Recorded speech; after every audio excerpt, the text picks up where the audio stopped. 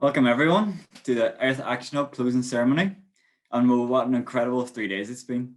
My name is Barry and I'm one of the organisers of Earth Action Hub, and it's a true honour to have shared this amazing few days with you. Over the past 3 days, we had over 2,200 participants from all over the world, taking part in 52 sessions in total and hearing from over 120 speakers. We've also had the interactive areas, our art space, a knowledge hub, explorations, and our individual action plans. And a huge thanks to the support of our 61 partners and over 50 volunteers who helped make this event a success. And I must say, these are huge achievements for our first event and just a taste of what's to come with Earth Action Hub. Our goal was to inspire, connect, and share information with people across the world. And we are proud to see that we have managed to do that on so many levels over our event. Our slogan was to connect people to inspire change. And we hope that this event has connected you with individuals around the world and will empower you to take action in the future. And a huge thank you to our host organisation, FEE, the Foundation for Environmental Education, Goja and Pramod, and also a huge thanks to our host organisation, Force Weavers. We'd also like to thank our tech team, Reframed, our partners and all our volunteers. Also our press, Paper One, the Dandelion, and also our family and friends for all the support. Most importantly, we'd like to thank you, our participants.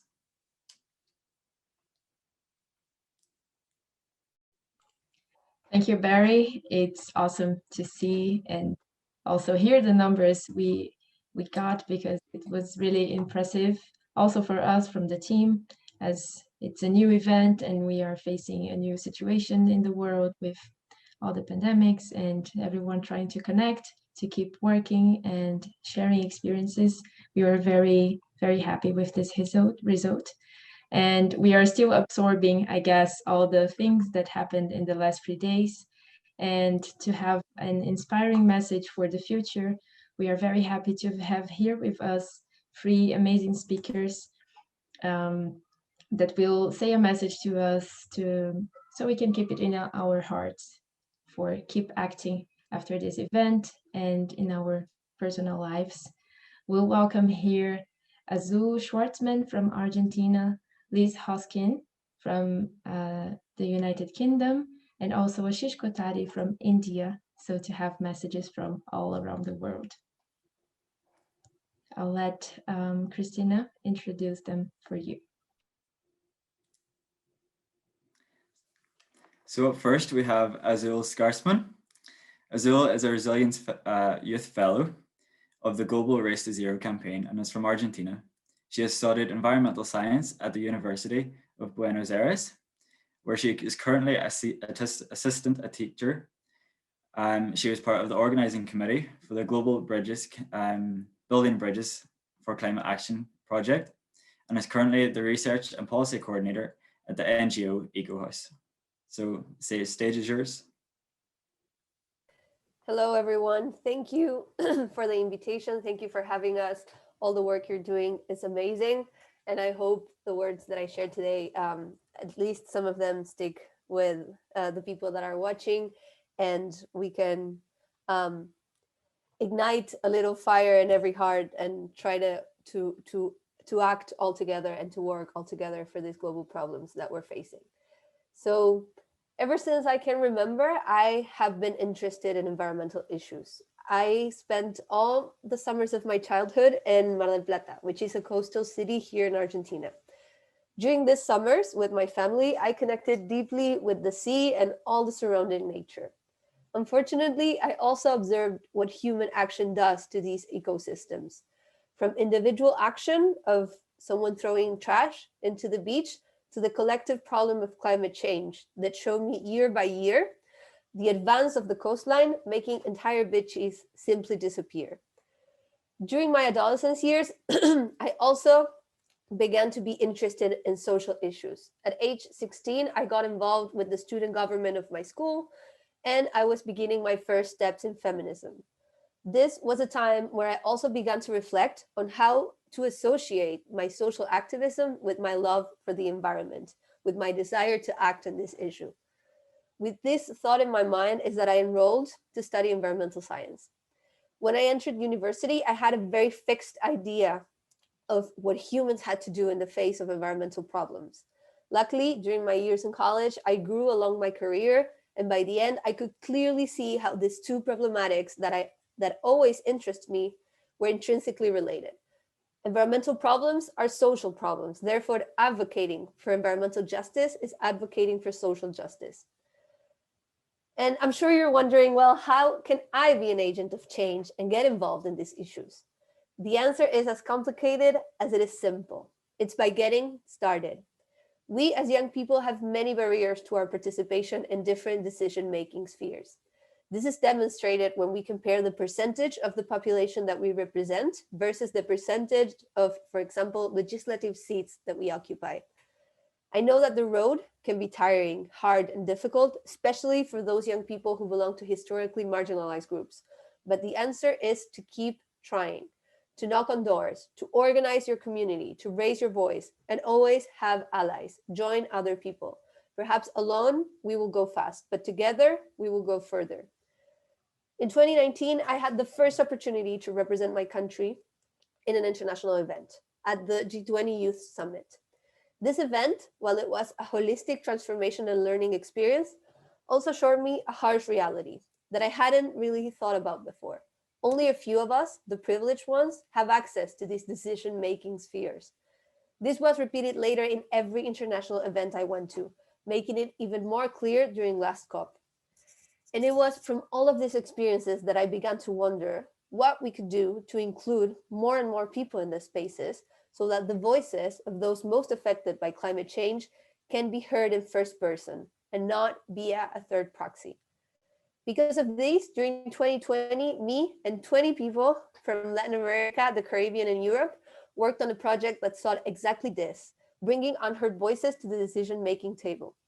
In this effort, we gathered 25 Latin American and Caribbean climate activists and work to try to give them a space to intercede and deliver their message directly with politicians, international organizations, governments, and other activists. The slogan was clear and concise, not about us, without us. This 2021, I was personally presented with a new challenge when offered to be a youth fellow in the high-level champions team. To bring these ideas to the Race to Zero and Race to Resilience campaigns. This new role is a challenge, but I always remember the slogan of this project that I was part, not about us, without us. We need to push for inclusivity in all decision-making spheres so that everyone's voice is heard and everyone is able to speak for themselves. It is a hard task, I know it, but I'm sure that together with my other youth fellows and all the members of the high-level champions team, we will be laying the foundation for these meaningful engagements to happen within the two campaigns. And I am sure that many of you that are listening to us today are also working and pushing for these ideas. Hopefully, if we are enough, we will have a better and more just world sooner rather than later. Thank you.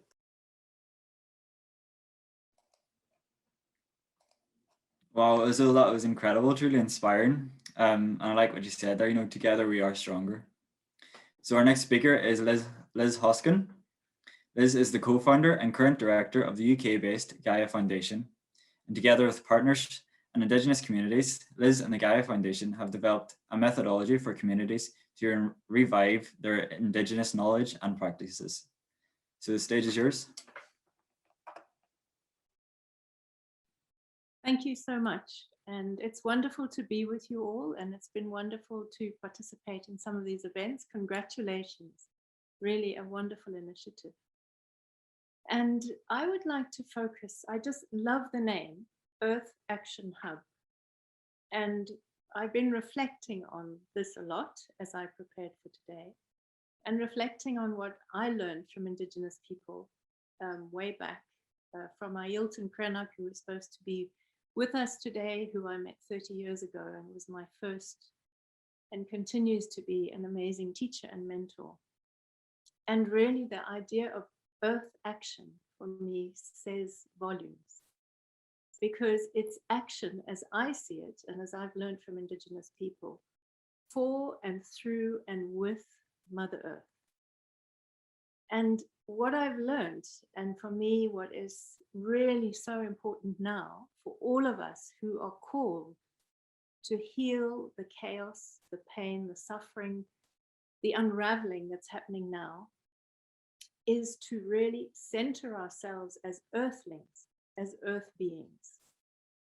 And the reason why I feel this is so important is because we have been indoctrinated by this dominant industrial growth society, which tells us that we humans are dominant, that we are superior, that we can control and manage nature and the earth, that nature is but resources to be exploited for us, that we need to compete with each other to gain more and more things which are dug from the body of our Mother Earth and extracted from her and from the other beings who are our relatives from an indigenous perspective. And so this really has brutalized us and our humanity. And so we see all the pain and the suffering and the inequity and all the unraveling around the planet now, both of nature and within the human community. And so what I've learned from Indigenous people is that right action comes from us really rooting ourselves in the true reality that we are part of this incredible planet, the web of life, that all the other beings are our relatives, and that we participate with them, and that Mother Earth feeds us, nourishes us, gives birth to us, receives us at the end of our lives, gives us the law of how to live lawfully, so that we don't displace or destroy others, that we participate with the web of life. And so for me, the practice that is so important in being an earth activist is to really, as a daily practice, to decolonize our minds from the dominant system by reconnecting with Mother Earth, by having practices where we really experience ourselves as embedded in this awesome, beautiful planet that we're part of. And even if we don't have access to parks and places, I have this wonderful tree that is my friend and who I speak to every day and who I learn from. And I have a tree in the neighborhood that I speak to. So I grow plants and see the cycles of nature through the plants on my windowsill. And so we learn from nature. We're born of her, we learn her laws by embedding ourselves in that reality. And what I experience is when we really feel ourselves as part of this magnificent universe, then all the inequities and all the crazy things that humans have come to do it to each other, feeling challenged by people who are different, all of that goes away because the law of Gaia, of our planet Earth, is diversity. We celebrate difference and diversity.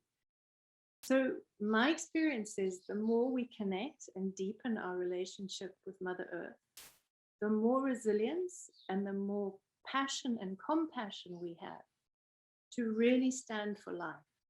And to me, that's what this moment is about. It gives us such energy, I find, both in myself and also in the work that we do. When people reconnect with the reality of Mother Earth, it connects you with authentically who we are. And we see this with Indigenous people who for 500 years have resisted colonization in South America, have resisted their land taken away because they are the land and they are their community. So to have the wider community of life, so to have their land taken away is to have them destroyed. And that's the identity that we can nurture and cultivate. And from that place, that strength and resilience comes, which I really believe we need now because it's tough. It's a very hard time to have chosen to be born, if that's what we believe. It's tough to be here, but we are here for a reason. We're here for life. And that's what I believe is why Earth Action is such an important name, a hub, because we need each other to inspire each other, and the Earth Action, the place that we act from. And one of my other beloved mentors is Joanna Macy, and she has taught me a huge amount. And in her way of drawing from Buddhism, she talks about through the work that reconnects, we come back to life. And I think that that's really what we're called to do now, because life is threatened. And therefore the medicine and the place we get courage and inspiration from, as we're called to act, is to embed ourselves in Mother Earth. And we come back to life in that way as we work for life.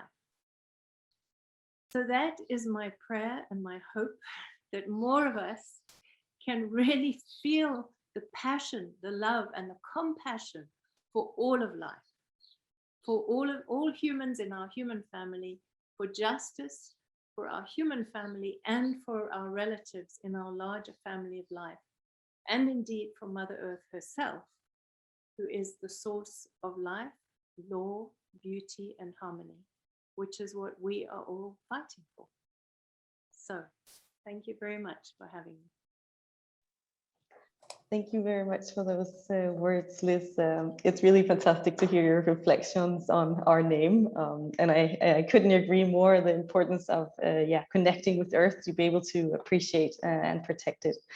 So thank you very much for that. I now have the big pleasure to introduce Ashish Kothari from India. Ashish is a founding member of the environmental NGO Cultbridge. I probably said that wrong, but do feel free to correct me, Ashish. He has taught at the Indian Institute of Public Administration. He has coordinated India's National Biodiversity Strategy and Action Plan and has co-authored a number of books. These are just a few of the many inspiring activities and projects that he's dedicated his life to. Ashish, the floor is yours. Thank you, Christina. And that was a pretty good attempt. The name is Kalpavriksha, and I know it's a bit of a tongue twister for non-Indians. Well, I mean, after hearing Azul and Liz, both very inspiring, I will try and build a little bit on that, the foundation that they've already laid. Like Azul, my journey in environmental and social issues also started in school. I was growing up in New Delhi, and even at that time, though it's much worse now, even at that time, we were facing issues of air pollution, water pollution, traffic congestion, and the destruction of one of the largest urban forests in the world, which runs through the heart of Delhi. And so as a young school student, I was interested in nature, bird watching, animal rights, and I felt that instead of just enjoying nature, there's something I should do about the fact that that forest was being destroyed for rampant urbanization.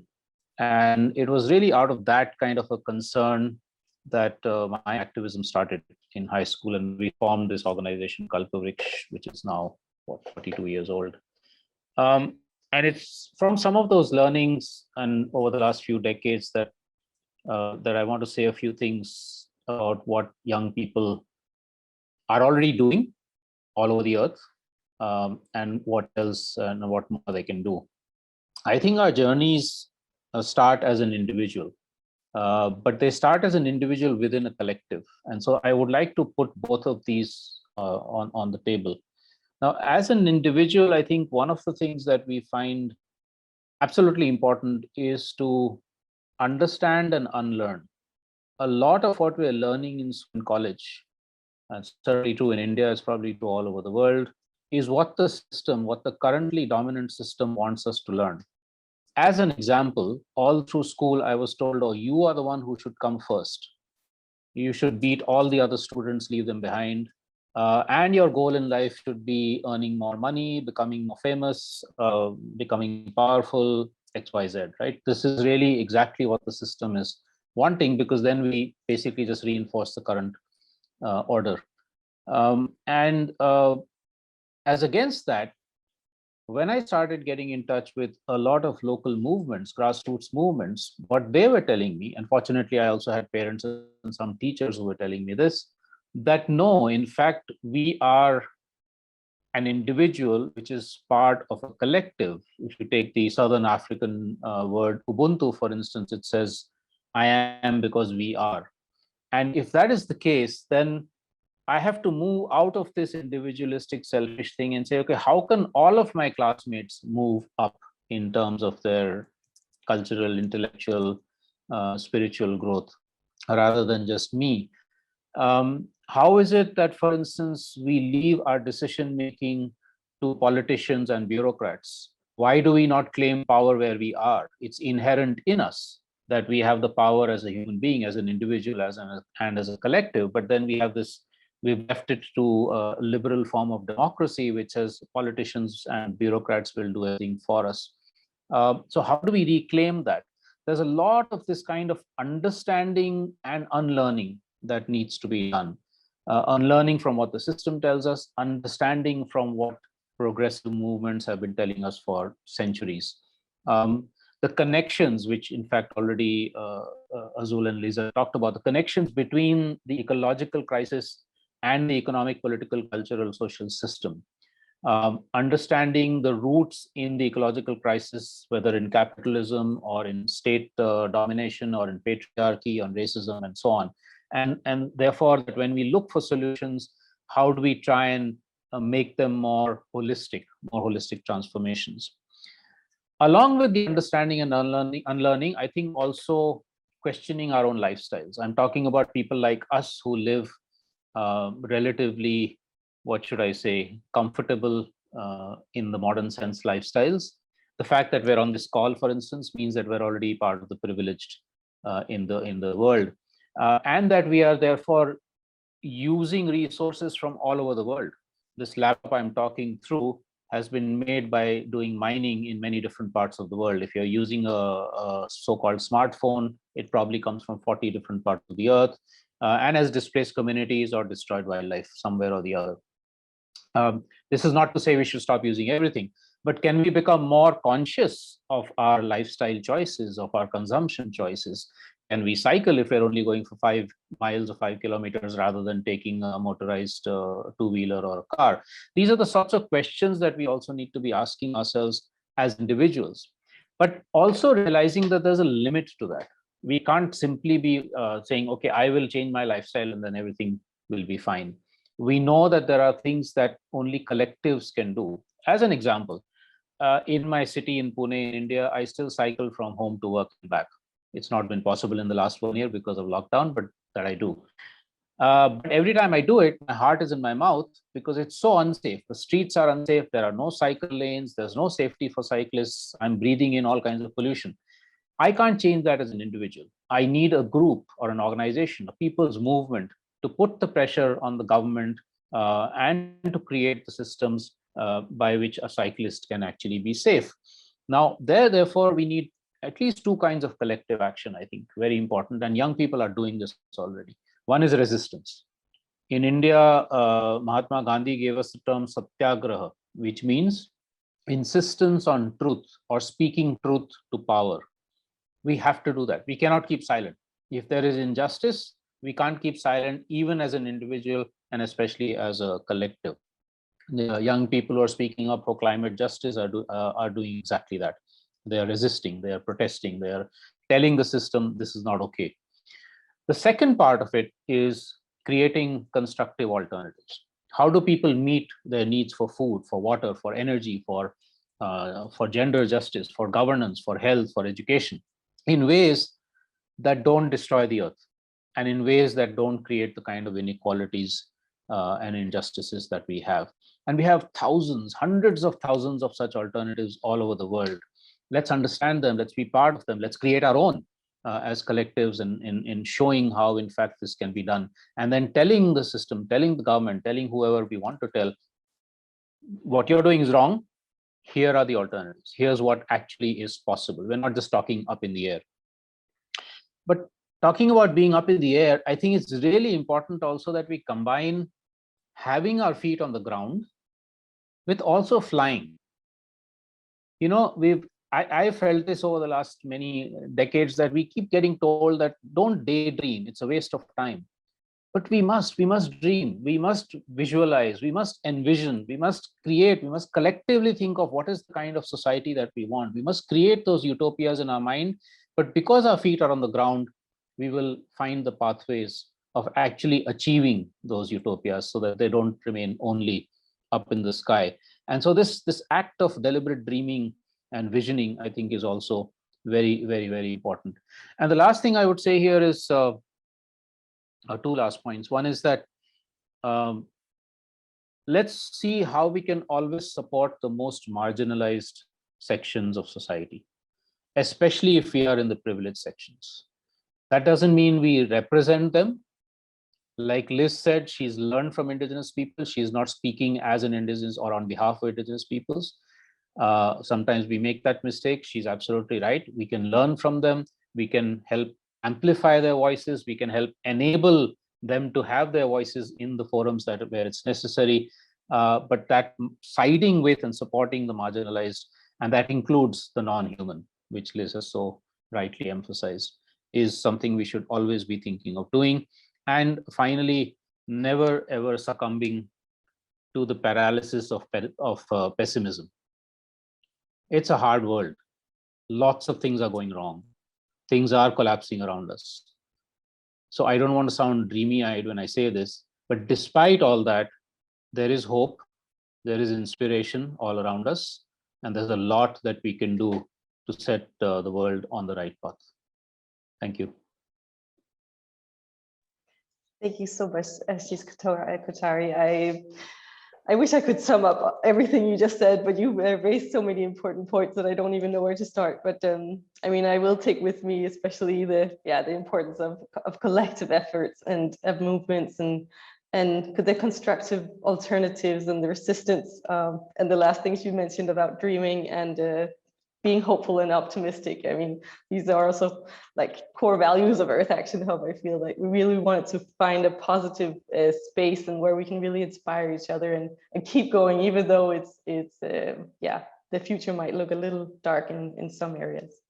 But thank you again, and thank you to all our 3 keynote speakers for your inspiring words. Here at the end of the opening ceremony, I just want, closing ceremony. I just wanted to sum up and kind of tell you a little bit about, okay, what's next in terms of Earth Action Hub. Because it might be the closing ceremony, but it's really not the end. The Earth Action Hub platform will remain open for everyone who signed up and who will sign up in the future. It will remain free for everyone to join. So you'll, as a participant, still have access to the forum and the knowledge hub and the art space and all the other spaces that we have there. Of course, there won't be so many live activities going on the next couple of months, but we do have plans to have all the recordings of the sessions we had, the talks and the conversations available on the website later on. So if you didn't catch a specific session live, then you will have access to it afterwards. Also, we'll keep all of you participants updated on our upcoming live activities on the platform. What was also very inspiring the past 3 days is to see all the action plans that have been submitted. So there's actually a specific space within Earth Action Hub where we really wanted to leave participants with the opportunity to create a little a goal for themselves. And we highlighted that this goal or activity doesn't have to be to save the world, but it could be to eat less meat or to take the bike more often. It's these small things, and or even connect with a friend and talk about these issues. It's like one step at a time. And we all know, all of us know, it's not easy to change our behavior, our habits. They're so, they're a very big part of us. So it really needs a conscious and dedicated efforts. But so be kind to yourself, even if you don't manage to do everything that you set out to do. It's still some part of the way, and just keep going. So if you haven't already submitted an action plan, we would be very happy to receive it. We'll be displaying the different action plans to inspire also others. And everyone who will submit it will receive a certificate with a personal message on it.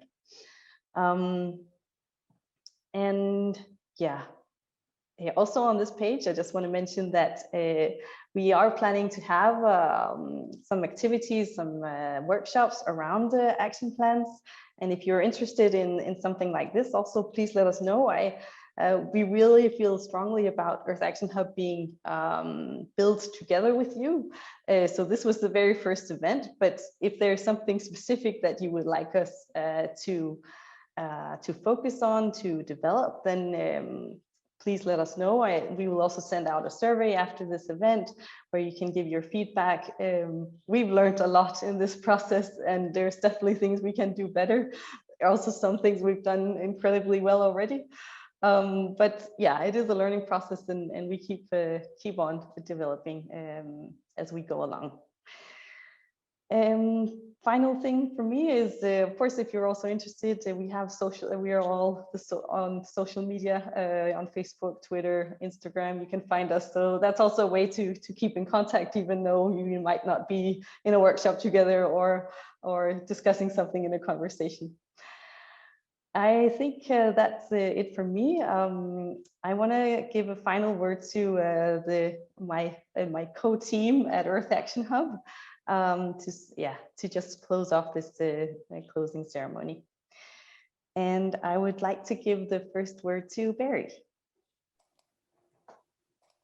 Thank you, Christina. And yeah, I would just like to say a huge thank you to our team and for this incredible journey.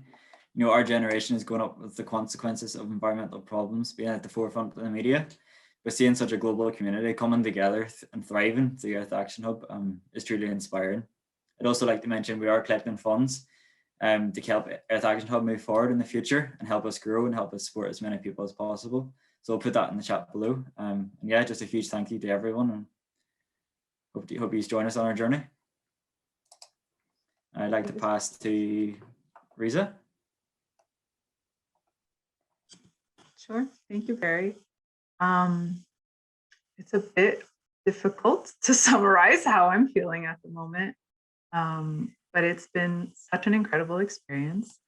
And I think for me, one of the highlights of Earth Action Hub is that even while all of us were running around between workshops and talks and conversations, there were moments and people who we got to see and meet actually, who were really doing amazing things already and really passionate and very caring about our planet, about our communities.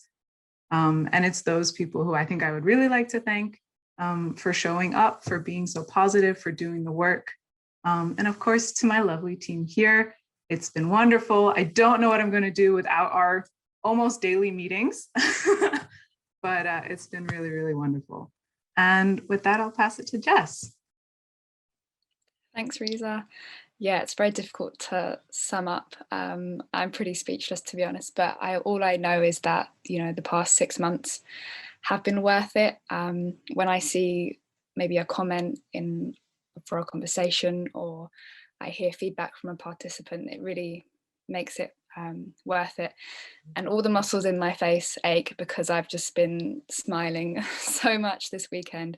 So that's a really good sign. And it has definitely been worth the 6 months of hard voluntary work, but I wouldn't change it because it's been so worth it. And yeah, this is just the beginning. So I'm excited mainly.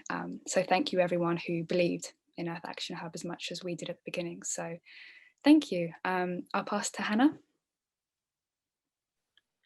Yeah, I just want to say another massive thank you to all the volunteers who made the day possible, coordinating across many different time zones. I'm still not 100% sure what time zone I'm in. You've just made it what it is. I'd like to thank the team again for bringing me on board as volunteer manager and making me feel so welcome, and just getting an opportunity to contribute to like such a great event. It's definitely been my sense of purpose for the past few months. And like everyone else, I'm not sure what I'm going to do after this weekend. I'll probably be hanging out in the networking lounge if anyone wants to keep me company. But yeah, again, just massive thank you to all the volunteers and all the participants. Meeting people in workshops from all around the world was just absolutely beautiful, and it's been a really inspiring and hopeful event. Yeah, and I'm gonna pass it on to Paula. Thank you, Anna. And thank you, everyone. Number one, the participants that have been with us for 3 days non-stop. Thank you, because this is a journey we have just started all together. Thank you to our most incredible speakers, who I deeply appreciate their knowledge, wisdom, but most of all, heart. And also all our partners, co-host, host, and I would say, thank you, my other self, because that is what certain indigenous communities and traditions say. They don't say you, they say call you my other self, because you are me and I'm you. We are just together, and also with the unseen. And with this, I really would like to invite everyone to find a piece of nature and sit there barefoot. Feel the land, feel Mother Earth, and be in silence and listen to what Mother Earth and nature needs to tell you. Because when you feel lost and you don't know what to do next, you just sit there in silence and you will know, you will receive the message, what is next for you. And please do remember, none of us is alone. We are together, we're a big family. And thank you so much, really, everyone, for being here together. And I'll pass it to Samia. Thank you so much, Paula, and all the team, all the speakers here and that were with us for the last few days.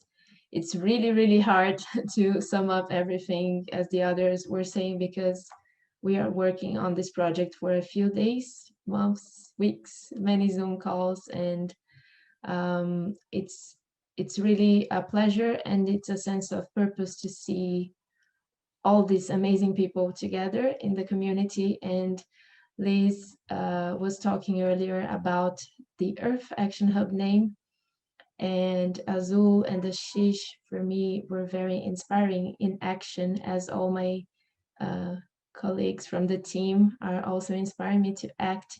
And now seeing you speaking, I see the logo. We have this hand with many colors and 5 fingers, and each of the fingers is different. And I've learned since I was very young that we need different fingers to use our hands properly. And I think that's the idea of the whole project. It's our individual actions really changing something that we want to change. And if we are feeling better, as we are part of nature, so nature will also be better. And as we heal ourselves, we'll also heal the earth. And we have to learn to look inside and outside at the same time. It's a challenge, but I think we will get there. And I hope you all enjoy this event, and we will certainly stay in touch to remind you and everyone else that we are not alone, and we are together building a better future. So it's hard to finalize this closing ceremony, but yeah, I think that's it for now, and I hope to see you all very soon.